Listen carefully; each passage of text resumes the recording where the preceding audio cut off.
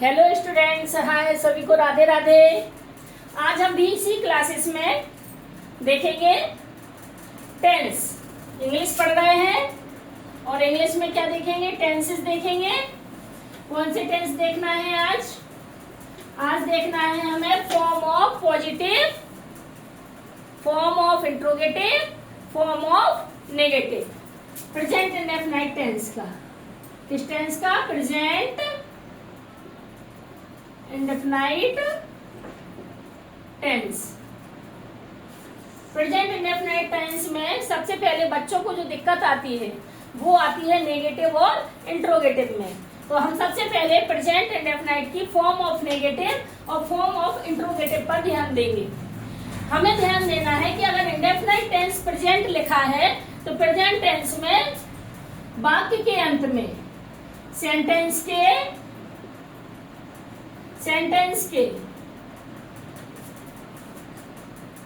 अंत में ता है, ती है, ते है, तू है, तू हूं, ता हूं, ते हूं, ता हो, ते हो, जैसे शब्द आते हैं, जैसे शब्द आए तो उसे हम क्या कहते हैं? प्रेजेंट इंडेफिनाइट टेंस कहते हैं। ये ध्यान रखना है, ठीक है। अब हम देख रहे हैं फॉर्म ऑफ नेगेटिव। तो फॉर्म ऑफ नेगेटिव और form of interrogative,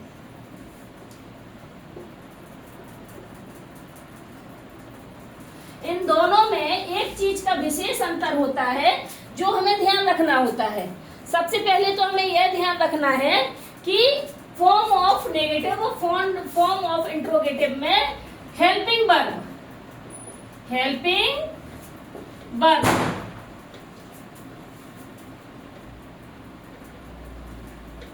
does singular subject के साथ डज नॉट और व डू नॉट प्लूरल सब्जेक्ट के साथ यूज करते हैं।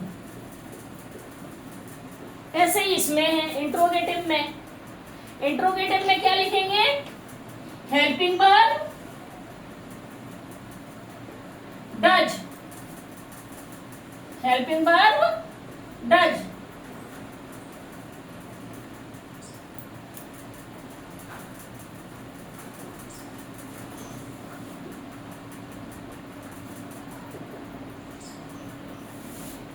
डज। फिर इसके बाद क्या लिखते हैं? सब्जेक्ट, हेल्पिंग वर्ब फिर सब्जेक्ट। तो हेल्पिंग वर्ब यहां लिखेंगे, फिर क्या लिखेंगे? प्लस सब्जेक्ट लिखेंगे, है ना। और फिर क्या लिखेंगे? First form of main verb, फिर लिखेंगे ऑब्जेक्ट, फिर लिखेंगे अदर वर्ड और उसके बाद बनाएंगे क्वेश्चन मार्क। यदि आपका हेल्पिंग वर्ब डज है तो सिंगुलर सब्जेक्ट के साथ डज आएगा। किसके साथ आएगा? सिंगुलर सब्जेक्ट के साथ डज आएगा, ठीक है। ये ध्यान रखना है। Singular subject, first form main verb, object, other word और क्वेश्चन मार्क। और यदि आपका क्वेश्चन वर्ड लिखेंगे, फिर डू, फिर लिखेंगे यहाँ पर प्लूरल सब्जेक्ट, फिर क्या लिखेंगे? फर्स्ट फॉर्म ऑफ, फिर आएगा इसके बाद नॉट। यदि इंट्रोगेटिव नेगेटिव सेंटेंस है तो हमेशा सब्जेक्ट के बाद नॉट आता है, फिर यहाँ पे लिखेंगे फिर प्लूरल सब्जेक्ट नॉट, फिर first form of main verb, फिर आएगा ऑब्जेक्ट, फिर आएगा अदर वर्ड और इसके बाद आएगा क्वेश्चन मार्क। सभी को ये समझ में आ गए हैं दोनों चीजें। यानी हमें विशेष तौर से ध्यान रखना है कि यदि फॉर्म ऑफ नेगेटिव और form of interrogative present indefinite tense में पूछा जाता है तो हमेशा डू और डज हेल्पिंग वर्ब का उपयोग करना है। यदि सिंपल इंडेफिनाइट टेंस है तो उसमें डू और डज का उपयोग नहीं करते हैं। सिंगुलर सब्जेक्ट के साथ उसमें एस लगाते हैं मेन वर्ब के साथ, और अगर प्लूरल सब्जेक्ट है तो मेन वर्ब में एस नहीं लगाते हैं। इतना क्लियर हो गया। अब हम देखेंगे उदाहरण।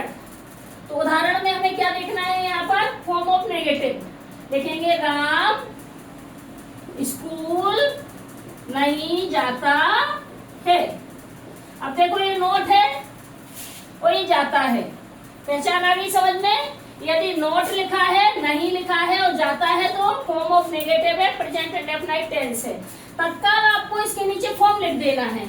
ये क्या है, सब्जेक्ट, ये क्या है, ऑब्जेक्ट, ये क्या है, मेन वर्ब। सबसे पहले हमने क्या बताया आपको, फॉर्मूला क्या लिखेंगे, सब्जेक्ट, सब्जेक्ट के बगल में आएगा यहाँ पर डज या फिर डज नॉट या फिर डू नॉट, फिर आएगा first form of main verb, फिर आएगा ऑब्जेक्ट, फिर आएगा अदर वर्ड और इसके बाद आएगा फुल स्टॉप। ये इसकी फॉर्म है। क्या है ये, फॉर्म है फॉर्म ऑफ नेगेटिव की, फॉर्म है फॉर्म ऑफ नेगेटिव की। अब इसकी अंग्रेजी क्या बना देंगे, तो सबसे पहले सब्जेक्ट लिखेंगे राम, फिर राम अकेला है तो क्या लिखेंगे, डज नॉट, फिर first form of main verb जाना है तो गो टू स्कूल। बात समझ में आई सभी को। अब लिखेंगे राम स्कूल क्यों जाता है, क्यों जाता है। अब प्रश्नवाचक शब्द है, प्रश्नवाचक चिन्ह है। दो चीजों को हमने देखा तो समझ में आ गया कि इंट्रोगेटिव है। तीसरा ता है, ती है, ते है, तू है, हा शब्द आगे यदि आता है, ता है, ती है, ता और हा आता है तो वो प्रेजेंट इंडेफिनाइट है। समझ रहे हो ना, प्रेजेंट इंडेफिनाइट है। अब हमें इसकी फॉर्म देख लेना है। तो बीच में यदि प्रश्नवाचक शब्द बीच में यदि आता है तो उसकी अंग्रेजी शुरू में लिख देते हैं। इंट्रोगेटिव सेंटेंस बनाते समय यदि प्रश्नवाचक शब्द बीच में आता है सेंटेंस के तो उसकी अंग्रेजी सबसे पहले लिखेंगे वाई, वाई सबसे पहले नंबर पे लिखेंगे। फिर क्या लिखेंगे, क्वेश्चन वर्ड के बाद हेल्पिंग वर्ब लगाएंगे। क्या लगाएंगे, हेल्पिंग वर्ब। ऐसे इस वाले में करना था, क्वेश्चन वर्ड, क्वेश्चन वर्ड के बाद हेल्पिंग वर्ब। तो यहाँ पे राम सिंगुलर है तो क्या आएगा, डज। फिर क्या लिखेंगे, राम, फिर क्या लिखेंगे, फर्स्ट में ये लिखा है singular subject, first form main verb, go to school. और क्या लगा देंगे यहाँ पर, क्वेश्चन मार्क। इसको सब लोग अच्छे से लिख लीजिए, फिर हम आगे बता रहे हैं।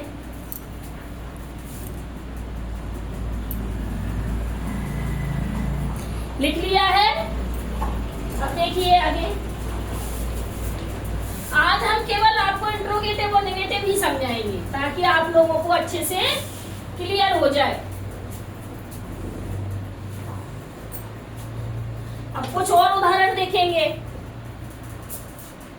जैसे हम लिखेंगे यहाँ पर सीता खाना, यहाँ पे लिख रहे हैं नेगेटिव, और यहाँ पर बनाएंगे इंट्रोगेटिव। ध्यान रखना कैसे बना रहे हैं। सीता खाना नहीं खाती है। फिर देखो ता है, ती है, ते है, नहीं। अब क्या है, ये नहीं है, ता है, ती है, ते है, तो form of interrogative, form of क्या है, नेगेटिव, फॉर्म ऑफ नेगेटिव। तो सबसे पहले सब्जेक्ट, क्या लिखेंगे, सबसे पहले सब्जेक्ट, फिर लिखेंगे डू या डज। तो सीता सिंगुलर है तो लिखेंगे डज नॉट। क्या लिखेंगे, डज नॉट। फिर क्या क्या लिखेंगे? Eat food. आ गई समझ में? Sita does not eat food. ये है खाना और ये है खाना, खाती है और खाना, और नॉट यहाँ पे लगा देंगे और ये यहाँ लिख देंगे। तो ये हो गया है आपका सब्जेक्ट, ये हो गई है हेल्पिंग वर्ब, और ये क्या हो गया है? मेन वर्ब, और ये क्या हो गया है? ऑब्जेक्ट। ऐसे आप लोगों को बार बार लिखना है ताकि याद हो जाए। अब अगला लिखेंगे, राहुल मैदान में नहीं खेलता है। नहीं खेलता है, देखो ये आ गया है ता, ये आ गया नहीं, तो कौन सा सेंटेंस है? ता है, ती है, ते है, तो नेगेटिव है, नहीं आएगा तो नेगेटिव है। इसका क्या बनाएंगे? राहुल, राहुल एक व्यक्ति है, तो लिखेंगे डज नॉट प्ले, खेलना, in the ground, in the field, full stop. आई बात समझ में? लिखेंगे मेरे पिताजी खत पढ़ते नहीं, पढ़ते हैं। देखो ता है, ती है, ते आ गया और नहीं आ गया है तो नेगेटिव है। मेरे पिताजी सिंगुलर है तो माय फादर, मेरे पिताजी my father, my father singular है तो डज नॉट रीड मीन्स पढ़ना, अ लेटर, फुल स्टॉप। बात समझ में आ रही है सभी को? इंट्रोगेटिव में देखिए, सीता खाना नहीं खाती है। अगला बनाएंगे, सीता खाना क्यों नहीं खाती है? क्यों नहीं खाती है? प्रथमवाचक चिन्ह, तो क्यों बीच में है, ता है, ती है, तो कौन सा है? Form of interrogative present indefinite tense का। ता है, ती है, ते है, प्रेजेंट इंडेफिनाइट टेंस है। क्यों लिखा है? तो इंट्रोगेटिव सेंटेंस है। तो यहाँ पे सबसे पहले इंट्रोगेटिव लिखेंगे, फिर हेल्पिंग वर्ब लिखेंगे। सीता अकेली है तो लिखेंगे does Sita, does Sita not eat food, question mark. बात समझ में आ रही है? सबसे पहले प्रश्नवाचक शब्द, फिर हेल्पिंग वर्ब, फिर सब्जेक्ट, फिर नॉट, फिर मेन वर्ब और फिर ऑब्जेक्ट, और प्रश्नवाचक चिन्ह लगा देंगे, क्वेश्चन मार्क लगा देंगे।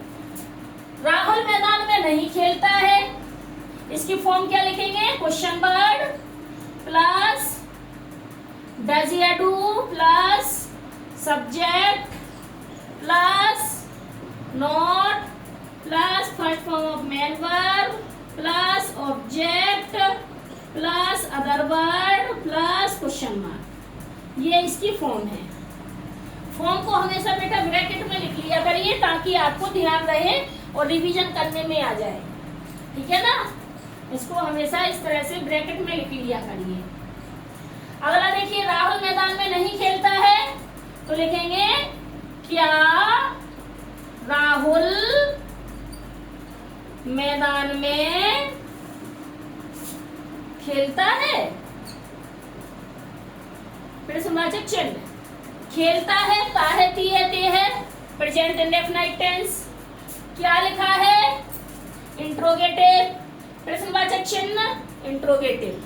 पहचान समझ में आ गई है? टेंस बनाएंगे। अगर क्या शुरू में लिखा हो तो क्या की अंग्रेजी नहीं बनाते हैं। यदि क्या वाक्य के शुरू में लिखा हो तो क्या की अंग्रेजी वाक्य बनाते समय नहीं लिखते हैं। लेकिन यदि क्या वाक्य के बीच में लिखा होता है तो क्या की अंग्रेजी सबसे पहले बनाते हैं। तो अब हम क्या की अंग्रेजी नहीं बनाएंगे, अब हम बनाएंगे हेल्पिंग वर्ब से। तो हेल्पिंग वर्ब, राहुल अकेला है तो क्या लगाएंगे? Does Rahul, does Rahul. फिर सब्जेक्ट हो गया, यहाँ पे डज हो गया है, फिर सब्जेक्ट हो गया है, नॉट इसमें है नहीं। First form of main verb क्या लगाएंगे? खेलना, प्ले। फिर ऑब्जेक्ट लगाएंगे इन द फील्ड, प्रश्नवाचक चिन्ह। बात समझ में आई बेटा? अगला देखिए, यदि क्या बीच में हो तो लिखेंगे मेरे, तुम्हारी माँ खाना क्या बनाती है। प्रश्नवाचक चिन्ह। तुम्हारी माँ खाना क्या बनाती है।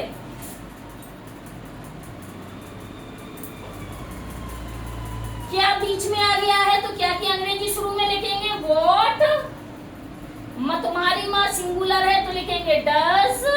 तुम्हारी माँ की अंग्रेजी होती है your mother. What does your mother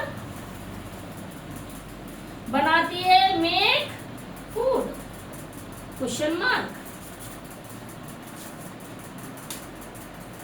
आई बात समझ में सभी को नेगेटिव और इंट्रोगेटिव। ऐसे ही आपको कई सारे उदाहरण होमवर्क में करके लाना है, ठीक है ना। इनकी फॉर्म अच्छे से याद कर लेना है और इनको याद करके आना है। किसी भी बच्चे को यदि डाउट हो तो आप कमेंट में जरूर लिखिए, और यदि चैनल अच्छा लगता है तो लाइक करिए, सब्सक्राइब करिए और शेयर करना बिल्कुल मत भूलिए।